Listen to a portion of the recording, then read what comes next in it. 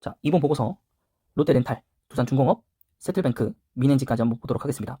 대한항공 같은 경우에는 어제 올린 영상에서 기사와 함께 묶어서 진행했기 때문에 오늘은 롯데렌탈부터 진행하겠습니다. 자, 롯데렌탈 같은 경우에는 매출액 2.42조 원을 기록했고요. 8% 성장을 했습니다. 영업이익은 2,453억 원으로 53% 증가했습니다. 시장 기대치에 부합하고요. 큰 폭의 이익 증가를 기록을 했습니다. 장기 렌터카 사업 같은 경우에는 전기차 렌탈이 증가를 했고요. 그에 따라서 유지 비용 보수도 좀 내려왔습니다. 그리고 경쟁 강화도 완화가 좀 됐고요. 중고차 사업에서는 매각 단가가 상승을 했고 수익성 개선이 이루어졌죠. 그래서 영업이익률이 10.1%로 8년 만에 두 자릿수를 회복을 했고요. 이것으로 인해서 주가가 좀 상승을 좀 했었습니다. 자, 올해 같은 경우에도 장기 렌터카 사업은 전년 대비해서 상반기 차량 인도 대수가 증가를 할 거라고 보고 있고요. 그다음에 전기차 렌탈도 지속되고 있다고 합니다. 자, 중고차 사업 같은 경우에는 상반기 차량 반도체 때문에 신차 공급 문제로 인해서 신차 가격도 상승을 한 걸로 인해서 중고차 가격도 상승을 할 여지가 남아 있습니다. 그리고 중고차 B2C 시장을 진출을 추진하고 있고 온라인 플랫폼과 중고차 멀티플렉스 구축하여서 온 오프라인 직영 중고차 판매를 하고 있고 25년도에 마켓쉐어를 8%까지 끌어올린다는 계획을 갖고 있습니다. 중고차 사업의 생계형 적합 업종 지정 시 사업 범위가 축소될 수 있는 점은 악재로 아직 남아 있습니다. 하지만 자회사인 그린카는 국내 카쉐어링 이익 업체이고요. 소비자 경험 증가를 통해서 성장을 전망하고 있습니다. 또한 자율주행 기술을 발전에 따라서 모빌리티 서비스로 확장이 가능하기 때문에 중장기 성장도 풍부한 편입니다. 그래서 롯데에서는 이 롯데 렌탈을 가지고 UAM 사업을 펼치려고 계획을 하고 있습니다. 그리고 또 한 가지 카쉐어링 1위 업체인 소카가 높은 밸류로 상장 시 그린카에 숨겨진 가치가 부각될 것으로 보고 있습니다. 자, 그래서 과거에도 제가 이제 그 원스토어, SK 실더스 사실 설명드리면서 소카도 심사를 냈다고 말씀드렸는데 사실 심사를 이제 통과만 해놓고 사실 상장은 미뤄도 됩니다. 혹은 일단은 추진해 보고 안 되면 철회를 한 다음에 내년에 다시 해도 돼요. 그래서 이거에 대한 기사를 좀 찾아봤는데 소카 같은 경우에 피어 그룹을 잡기가 좀 어려운데 그 피어 그룹 중에 하나가 이제 카카오 모빌리티와 이제 해외 사들을 잡으려고 했는데 카카오 모빌리티 자체가 원래는 먼저 상장되어 있기로 예상을 했는데 카카오 모빌리티가 여러 가지 카카오 내부적으로 문제가 생기면서 이제 내년으로 넘어갈 수도 있다라는 지금 얘기가 나왔기 때문에 소카 자체도 그 부분에서 조금 뒤로 연기가 될 수도 있다. 그리고 사실 롯데렌탈에 대한 이 평가도 조금은 뒤로 밀릴 수 있다는 게 있기 때문에 지금 두 가지 사실 조금 악재 아닌 악재가 있습니다. 소카가 예정대로 상장할 시에 롯데렌탈은 재평가가 좀 이루어질 거고요. 그거에 따라서 그리고 이 중고차 사업의 생경 적합 업종 지정 시 사업 범위가 축소될 수 있는 이 점도 아무래도 현대글로비스가 들어오고 나서 좀 봐야 되는 부분이지 않나 싶습니다. 자, 그 다음에 두산중공업을 보시면 실적은 이미 정상화고 유상증비 증자 납입 완료. 제가 두산중공업을 꽤 여러 번 여러분들에게 소개를 시켜드렸습니다. 매출액 같은 경우에는 이제 1조 7,211억 원으로 YY 대비해서 16% 상승했고요. 영업이익은 361억 원으로 흑전을 했습니다. 21년 수주 증가 반영이 됐고요. 국내외 대형 EPC 공정이 확대됨으로써 원자재 상승 영향도 또 반응은 되었습니다. 연간으로는 매출액이 5.6조 원으로 6% 올랐고요. 영업이익은 2,622억 원으로 흑전을 기록을 하고 있습니다. 자, 수주는 7조 3조 원을 기록하고 있고요. 잔고로 따졌을 때는 15.5조로 나오고 있습니다. 자, 중공업과 밥캣의 고른 성장, 그리고 영업 외에 밥캣 PRS의 평가 손익이 반영되고 있습니다. 또한 SMR 같은 경우에 뉴스 K파워에 지분을 투자를 했고요. 캐나다, 동유럽 시장을 확대할 전망이고 2024년부터 가시화가 될 예정입니다.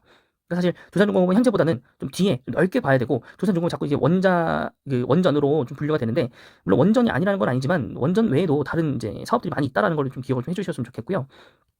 원전 같은 경우에 EU에서 텍소노미 반영이 됐지만 최종 적용까지는 시차가 좀 존재를 하고요. 각국은 속도 조절과 체코, 폴란드, 사우디, 인도 등에 대해서 수주를 검토하고 있고 일부 미국과 협력을 하고 있는 상태입니다. 또한 유상증자 자금이 납입이 되면서 가스터빈, 풍력, 그다음에 SMR, 그다음에 연료전지까지도 투자를 하려고 하고 있습니다. 그래서 지금 현재 두산중공업이 보는 그림은 좀 큰 그림이니까 여러분 너무 실망하지 마시고요. 조금 기다렸다 보시면 좀 좋은 주가가 형성되지 않을까라고 생각이 듭니다. 자, 그 다음에 이제 세틀뱅크고요. 세틀뱅크 같은 경우에는 이제 최대 주주로 민엔지를 갖고 있기 때문에 그 부분에 대해서 여러분이 잘 체킹을 좀 해주시기 바라고요. 그래서 민엔지까지 갖고 온 겁니다. 그래서 먼저 사업회사를 먼저 알아보고 그 다음에 자회사를 한번 보도록 할게요. 자, 매출액은 312억 원으로 영업이익은 31억 원으로 전년 동기 대비해서 41.6% 증가했고 영업이익은 4% 증가를 했습니다. 영업이익은 큰 폭으로 증가했고요. 매출액은 유사했습니다. 자, 간편 현금 결제 서비스와 피지 서비스의 매출액이 전년 동기 대비해서 22%, 그다음에 120% 증가했고요. 영업이익이 예상보다 저조했던 것은 일회성 비용입니다. 자, 그래서 일회성 비용이 반영되었는데 그것으로는 뭐 M&A도 진행을 했었었고, 그다음에 성과급, 그다음에 광고 선전비 등이 있다고 합니다. 자, 그래서 2021년 이제 연간으로 따지면 매출액은 1,104억 원, 그다음에 영업이익은 153억 원이고요. 전년 동기 대비해서 각각 거의 40% 넘는 수준으로 성장을 했고 역대 최고 실적을 달성했습니다. 자, 가맹점 확대가 이루어졌고요. 그다음에 피지 서비스도 증가를 했고 풍부한 자금 영업 활용해서 M&A도 진행을 했기 때문에 이런 부분에서 굉장히 좀 좋은 실적이 나왔다라고 하고 있습니다. 자, 하지만 지금 여기서는 하향 보고서가 좀 나왔는데 뭐 유사 업종들을 비교했을 때 좀 할증을 좀 진행을 한 것 같고요. 어쨌든 M&A라든가 이런 것들이 점점 잘 이루어지고 있기 때문에 뭐 셔틀뱅크도 좋은 이 실적에도 불구하고 주가가 그렇게 크게 오르지 않았다면 오히려 매수해도 될 만한 그런 주가가 뛰지 않을까라고 생각이 듭니다. 그러니까 좋다고 해놓고 하향 보고서 내놓으면 좀 어이가 없어요. 솔직히 말씀드리면. 오히려 미넨즈는 유지란 말이죠. 여기도 마찬가지입니다. 매출액이나 영업이익 같은 경우에 최고 매출을 달성했습니다. 자회사가 엄청나게 잘 나왔기 때문에. 네, 그래서 실적치도 뭐 거의 비슷하게 나왔고 대부분 다 셔틀뱅크에 대한 얘기입니다. 여기도 마찬가지고요. 네, 그래서 미넨즈가 실적이 잘 나온 건 셔틀뱅크가 잘 나왔기 때문에 하는 거고요. 그 나머지 사업들도 대부분 다 유지를 하고 거의 셔틀뱅크에 대한 확장성에 거의 다 기반되기 때문에 뭐 보고서는 뭐 특히 읽어볼 만한 부분들은 딱히 찾아볼 수는 없었습니다. 여기는 유지라고 봤고요. 차트를 한번 보시겠습니다. 네, 롯데렌탈 같은 경우 2% 떨어졌고요. 최근에 상승을 했었죠. 실적 상승에 대한 기대감과 실제로 나왔을 때에 대해서 좀 많이 올라갔고, 네, 그래서 여기 소폭 여기 이때 대폭으로 폭락했을 때 이때 부분을 이미 상쇄하고 어느덧 이 구간까지 올라왔습니다. 네, 사실 저도 이때 되게 매수를 고민했었다가 돈이 없어서 좀 매수를 이때 내려갈 때 하지 못했는데 그게 좀 아쉽고 지금은 잡아야 되나 싶기도 한데 지금도 사실 돈은 그렇게 크게 많지는 않죠. 네. 어쨌든 보유 예수 물량도 다 풀렸고요. 네, 좀 기간에 좀 매수가 좀 눈에 띄고 네, 최근에 좀 많이 올랐었죠. 네, 그래도 내일 좀 장이 또 열려봐야 또 아는 거기 때문에 그 부분은 좀 지켜봐야 될 것 같습니다. 그래서 호텔롯데리 갖고 있고 네, 사실 거의 뭐 팔 이유는 없다라고 보고 있고요. 네, 재무는 굉장히 좋습니다. 네, 재무는 굉장히 좋습니다. 그래서 4분기가 622억 원으로 올라왔기 때문에 당연히 영업이익도 더 잘 나왔을 겁니다. 매출액도 마찬가지일 거고요. 네, 그럼에도 불구하고 9배의 PR을 유지하는 회사이기 때문에 굉장히 좋지 않나 싶습니다. 상장 모멘텀들도 또 남아있기 때문에 네, 그 부분에 대해서도 네, 조금은 희망을 걸 수 있는 부분이 있을 것 같습니다. 그래서 롯데렌탈은 짧게 이 정도로 한번 보도록 하고요. 일단 소카에 대한 상장 여부가 좀 중요합니다. 그 다음에 두산중공업이고요. 네, 하락했다가 최근에 올라왔고 오늘 조정이 살짝 나왔습니다. 사실 주봉으로 봤을 때는 이게 정말로 그 뭐라고 할까요?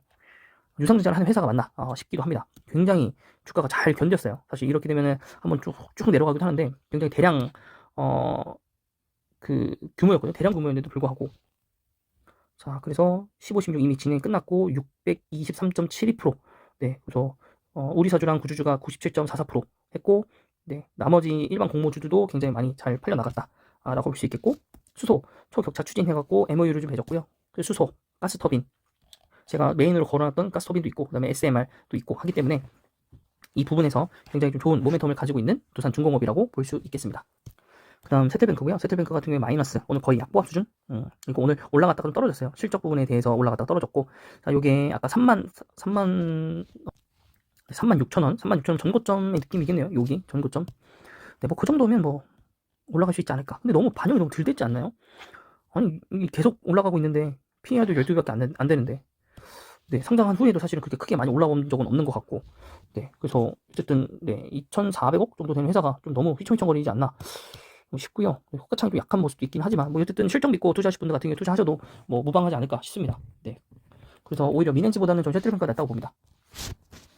그래서 지금 셔틀뱅크를 봤고요.